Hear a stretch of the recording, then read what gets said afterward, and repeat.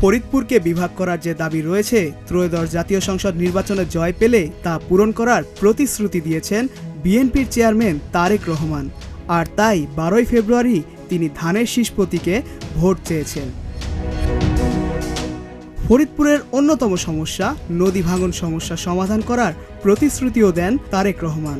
সেই সঙ্গে পানি সংকট সমাধানে পদ্মা ব্যারেজ নির্মাণের কথাও তুলে ধরেন বিএনপি চেয়ারম্যান। কৃষকদেরকে সহযোগিতা ও কর্মসংস্থান বাড়ানোর কথাও বলেন। এজন্য দলটির কৃষক কার্ডের সুবিধার কথাও তুলে ধরেন তিনি। 4 ফেব্রুয়ারি ফরিদপুরের ঐতিহাসিক সরকারি রাজেন্দ্র কলেজ মাঠে নির্বাচনী জনসভায় প্রধান অতিথির বক্তব্যে এসব প্রতিশ্রুতি দেন তারেক রহমান।